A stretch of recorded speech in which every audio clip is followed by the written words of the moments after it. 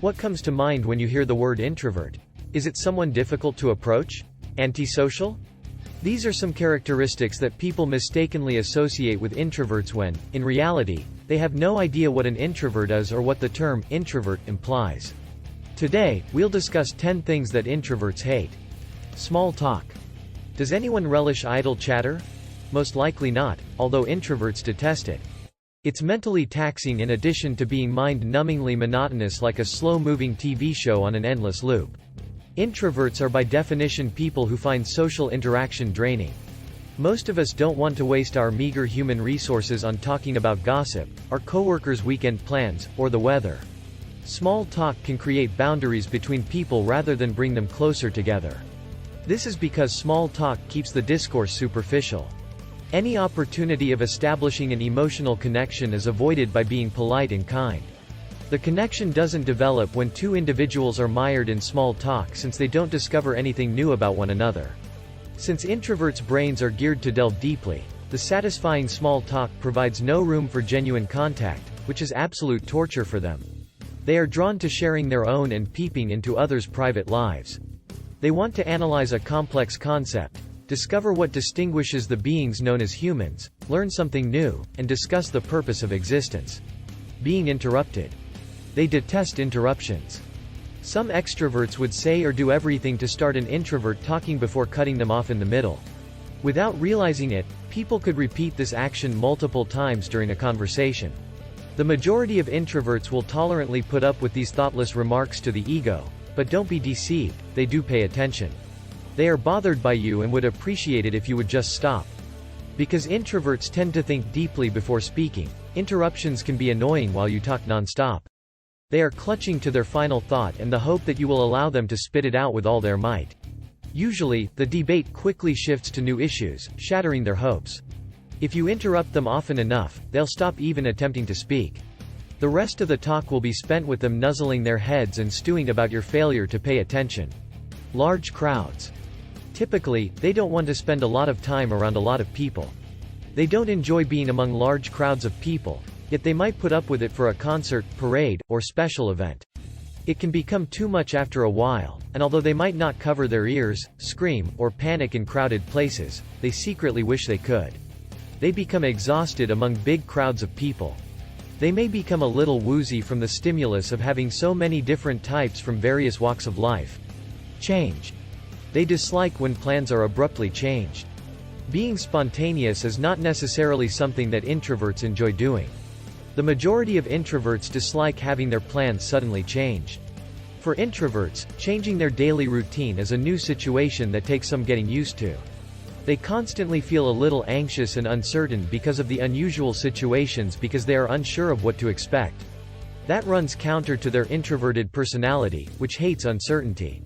Most introverts prefer to be, at the very least, psychologically ready for what will come next. That gives them a sense of safety and security, and if something unexpected occurs, people frequently start worrying about the circumstance they were unintentionally thrust into. However, in general, the sudden pressure they feel when faced with situations like that doesn't feel good. Sometimes it can even cause serious anxiety and panic attacks. Their energy level suffers greatly as a result of how anxious and agitated they feel. Being rushed. They detest being required to respond right away. For introverts, communication and quality matter more than quantity. They will wait until they have time to respond thoughtfully if someone texts them while they are in the middle of something, such as preparing supper or brainstorming a project at work. Contrary to appearances, introverts dislike one-word responses, and they are likely to refrain from giving you one if given the chance to gather their thoughts before speaking. Networking. This is particularly challenging for introverted business owners. We feel pressure to perform when we network. We struggle to listen intently and speak appropriately. Since we don't know you, we don't care.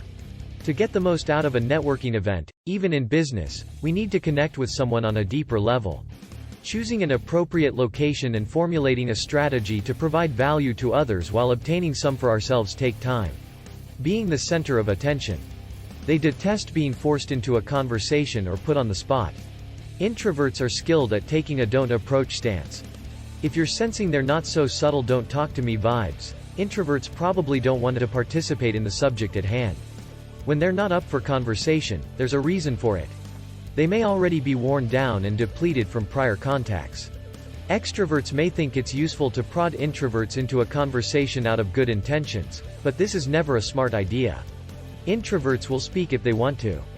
They don't require motivation. The majority of the things that introverts resent extroverts doing or saying to them are things that other people do not know about them. Tailing on the phone. Unless it's an emergency, an introvert will probably ignore your call and just text you. Introverts enjoy focusing intently on their work and become completely engrossed in it. They detest phone calls because they force them to break their concentration. Our focus is now required by a ringing phone. Caller ID helps, but it still doesn't lessen the horror of the initial ring when one has no idea who is on the other end of the line, since there are simply too many unknowns when it comes to using the phone. Additionally, they are unsure of how long the discussion will last. We hope it will be as brief as possible, but we are aware that we have no idea how to stop the call politely.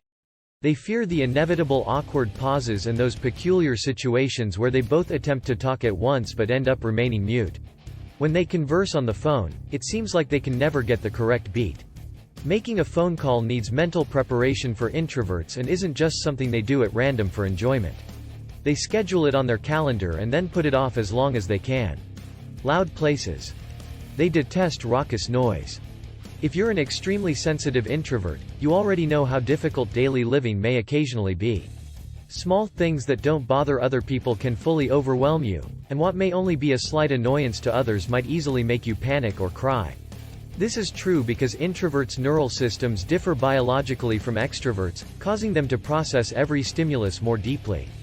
They are highly sensitive, become overwhelmed more readily, and think, feel, and care passionately about things. Introverts pay attention to details that others may overlook. When it comes to other people, they can tell when someone is stonewalling by their inconsistent tone of voice. Especially if they feel the other person wasn't being completely honest with them or is irritated with them, they frequently find themselves engaging in an agonizing over-analysis after a conversation when someone won't beat their eyes when answering their question. Mistaking introversion for misanthropy. Since introverts take their love of people very seriously, they become irritated and even a bit wounded when others make jokes about them, not like people. When people enjoy someone exposing all the ugliness and reality inside, they willingly cut themselves wide open. Introverts view it as an honor if the other person shares their unfiltered ideas. An introvert's existence revolves around building relationships, sharing, and learning from others, but they are not misanthropes because they require solitude. That is unrelated to other people. What did you think? Do all these sound correct about introverts?